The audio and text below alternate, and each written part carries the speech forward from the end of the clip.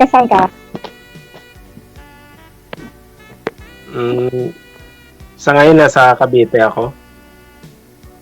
Cavite. Kayo po. Ano po, taga Davao po ako. Nasa Dubai ako Mm, ngayon.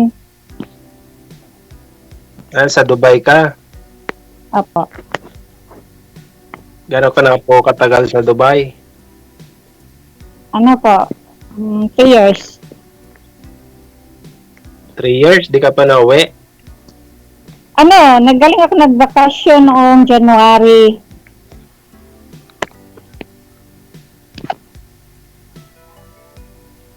May kausap ka yata dyan, mama. Kasama ko nanonood. Iyatanap mo yung yung cellphone. Nagbakasyon ng January. Oo. Tapos bumalik ako dito March. Sayang ba, ba't nung January di ka nagtawag? Wala kang asawa? Wala. O kaya ragot ko. Sana all. Hindi ba halata?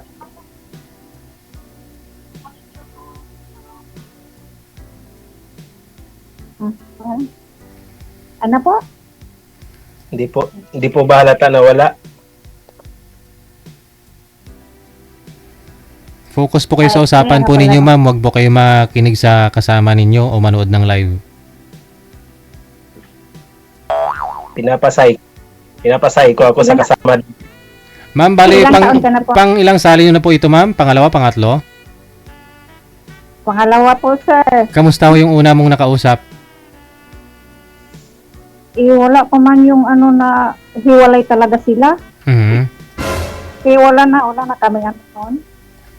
Aha, hindi na ho kayo nag-uusap pa. Wala na sir, yun lang time na noon, mga ilang araw, tapos wala na. Okay. Binablock ko na yun. Baka hindi pogi. Hindi naman sa ganun pogi yung kailangan mo. May parang wala pa silang totally hiwalay talaga. Ano yan? Kailangan ba magpirmahan na hiwalay na? Hindi, parang nasa abroad din yung asawa niya. Parang nag-aaway lang yata sila o ganun-ganun lang ba? Parang may misunderstanding lang talaga.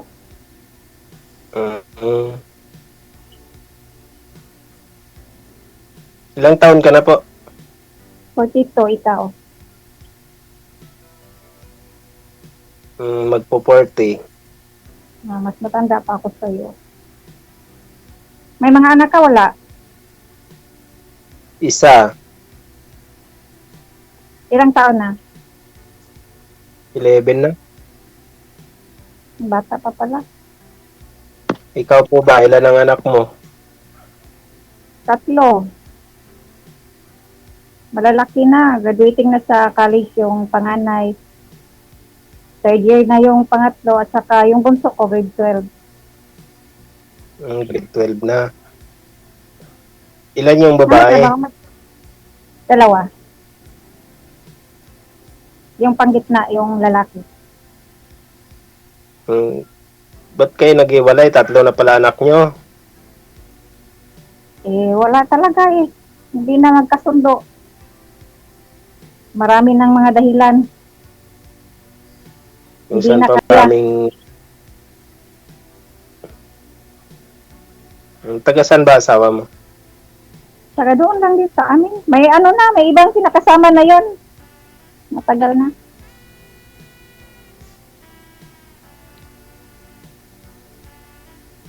Kasal kayo? Oo, kasal kami. Pero hinayaan ko na.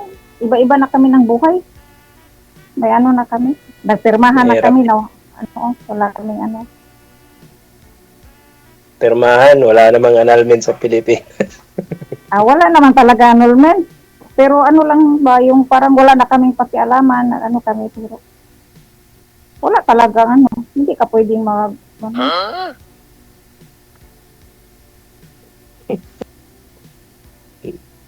Patay tayo dyan.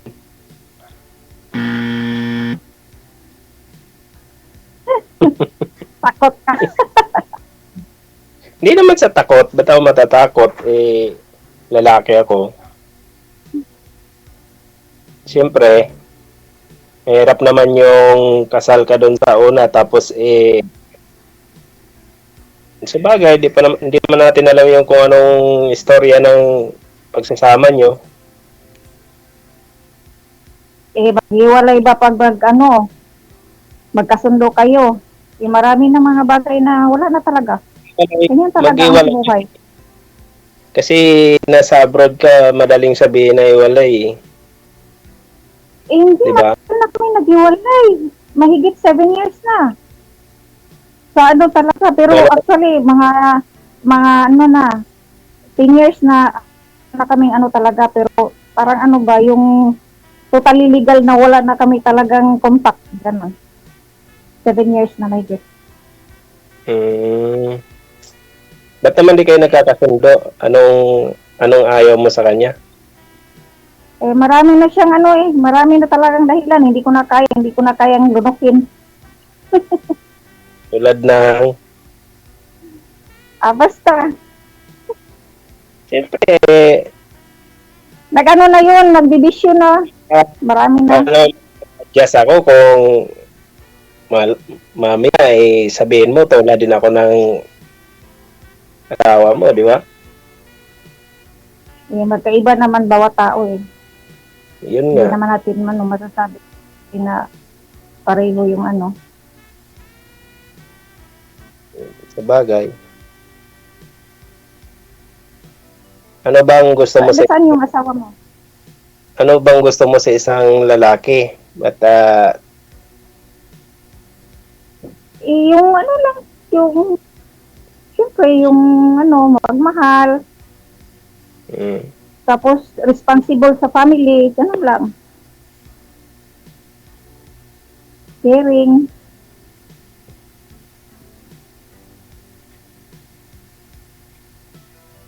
kabakasyon mo lang pala sa Pinas, no? Oo. Kababalik ko lang, 6 months pa lang ako dito. 6 months, di mahaba na naman yung lalakbayin mo dyan bago ka makabalik ng Pinas. Oo, ganyan talaga, for the future. Para sa mga anak, no? Oo. Kasi ako lang ako lang nagsuporta sa mga bata. Hindi naman yung nagbibigay yung tatay nila kahit ito.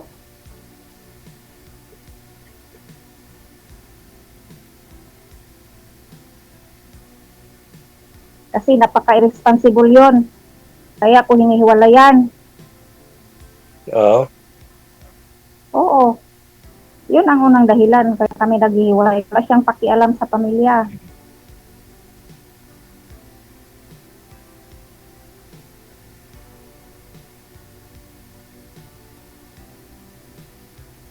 Sa bagay. Mahirap talaga magsama pagka marami ng lamat, ano? Kawawa ng mga bata talaga. Oo, mas mabuti pa wala na talaga. Wala na lang para wala kang iisipin na may tumutulong pa sa'yo. Yung ganon.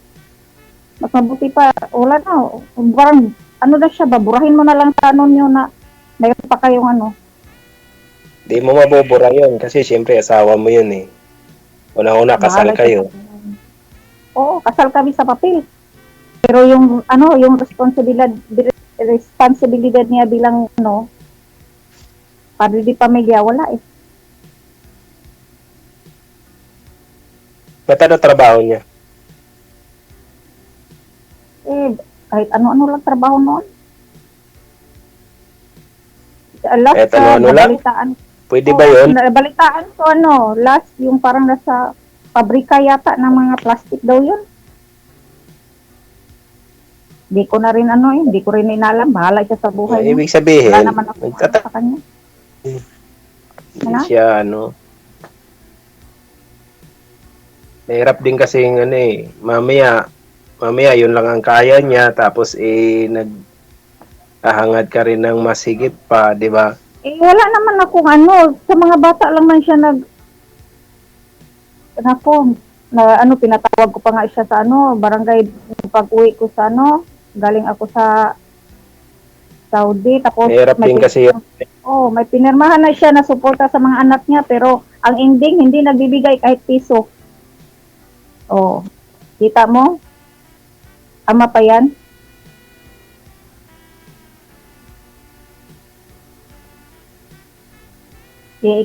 Kung ikaw yung ano, asawa, magtitiis ka pa sa ganyan. Kahit ano, mga anak lang niya, sana yung ano ba, kahit kamustahin lang niya yung mga anak niya, wala. Ewan ko, umbot sa Nagpaano langaw. siya sa babae niya eh. Parang hinawakan yung niya. Yun lang. Hinayaan ko, bahala sila. Total, kinakaya ko naman yung mga anak ko. Kakabalik mo lang pala ng ibang bansa, paano kung sakaling may manligaw sa'yo, may abutin ka ng senior dyan. Ikaw, ano mo? Nasaan yung ano mo, asawa? Wala ko asawa. Kaya ako Yung naghahanap nanay ng ng anak ko. patay. Nasaan na? Patay na? Ha? Buhay Yung nanay pa? ng anak ko. Buhay pa? Hindi kayo kasal. Hindi. Buti ka lang, hindi kayo nakasal. Asal lang, walang kasal.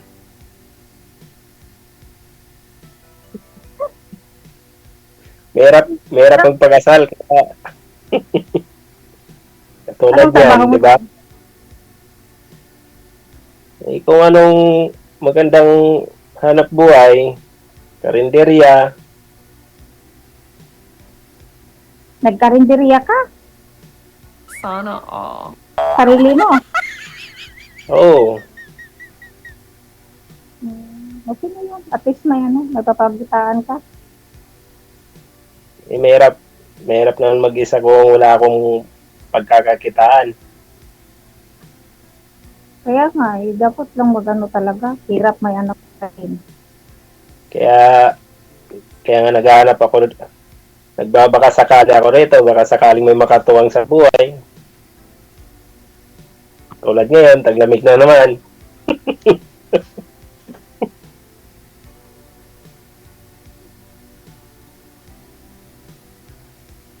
Pag ilang sali mo na rito? Pangalawa, Pareho pala tayo.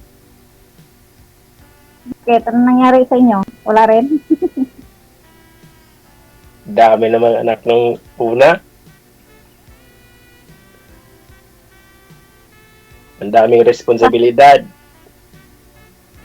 Takot ka pa sa responsibilidad. Hindi naman sa takot, siyempre. Paano ko akuin lahat ng responsibilidad? Paano kung magkaroon pa kami ng anak? Lalo nang dumami.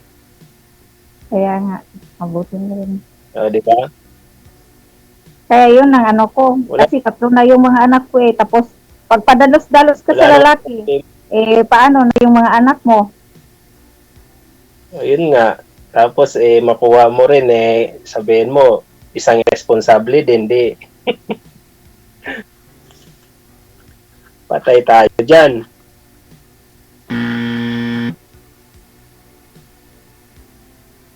Wala naman problema sa anak.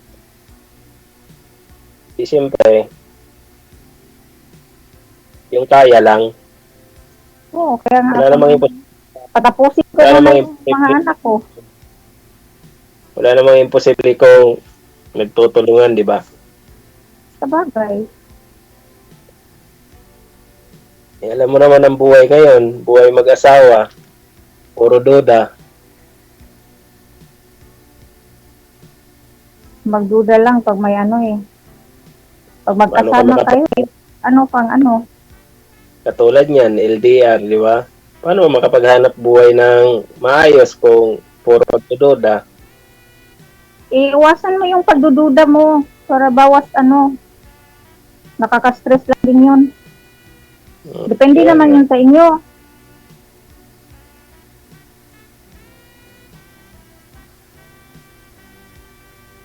Ilang taon ka na sa abroad, sabi mo? Ano, galing ako Saudi dati, 5 years na. Tapos dito, 3 years. Ilang years na kayong nag-iwalay ng mister mo? Yung wala na talaga kaming 7 years na mahigit. So, matagal na kaming walang wala na kami nagsasama, mga 10 years na. Pero yung mga taon na yun, uwi pa siya minsan sa bahay kasi may mga anak kami, hindi pa totally Pero pag 2018 wala na talaga kami hindi na siya umuwi, ganun.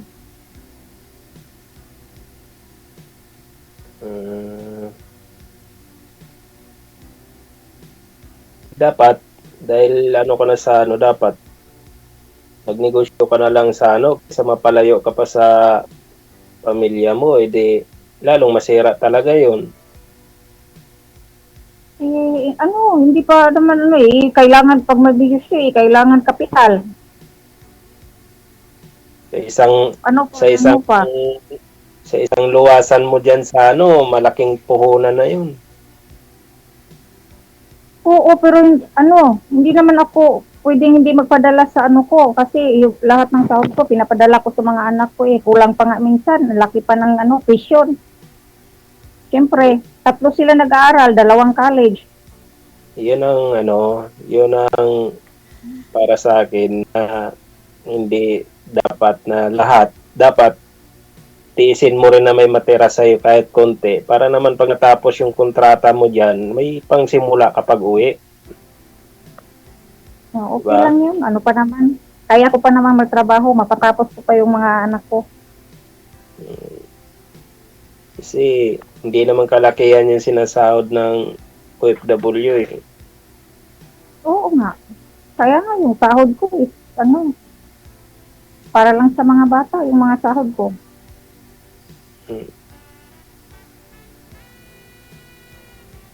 Malapit naman yan makapagtapos yung ko, panganay ko. Graduating na yun. Pag uwi ko, na yun. Graduate na yun. Uwi mo, 2028 na naman. Ano? Uwi mo, 2028. Hindi, mag-i-end na yung visa ko yung next year. Kasi na-extend ako yung yung unang kontrata ko, na-extend ako. Dapat sana uwi ako September, pero January na ako nakauwi. Kaya, yun. Yung visa ko, mag-expire na November 2026. Pag magre-renew pa ako, depende na sa akin kung uwi ako 2027, ganon.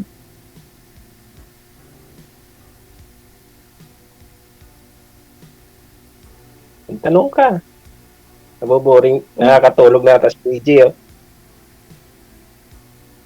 Ano na dyan? My God. Isa na pala dyan. 9 na dyan. Alas 5 pa dito alas 5:43.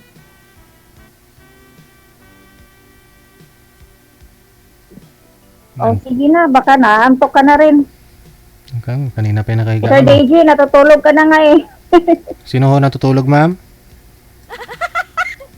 Yung si Sir yung nakahiga, hindi ako, nakaupo dito Siya yung natutulog. Sabi niya natutulog. Baka siya, naantok na siya, Sir DJ. Sige, maraming salamat sa inyo. Good luck.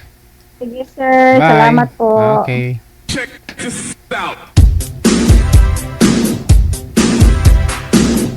Oras natin, 44 minutes after 9 o'clock. Maaga pa. Huwag po muna matulog. Senior, hindi pwede matulog. Ikaw ba ay malungkot? Walang makakausap at nag-iisa? May programang para sa'yo. Wanted, Sweetheart. Wanted, Sweetheart. Byuda, byudo, iniwan, single mom, single dad, single tita, single tito, single lulo, single lula. Basta nasa tamang edad, 18 pataas, pwede kang sumali. Basta walang sabit, walang asawa, walang girlfriend, walang boyfriend, walang ka-LDR. Stars. Pwede kang sumali. Sa mga gustong sumali, install lang ng Viber or Emon application sa inyong mga cellphone. Gumawa ng account at kung ready na yung account mo, hanapin ang aming account, Digigel OFW Emotion, sa pamamagitan po ng aming ID na +63 961 3560 194. I-PM mo sa amin ang pangalan mo, edad at saka lokasyon para amin po kayong mahanapan ng inyong kalugar, kaedad. At malay mo, siya na ang matagal mong hinihintay. Makakasama sa hirap at ginhawa. Wanted, Sweetheart. Wanted,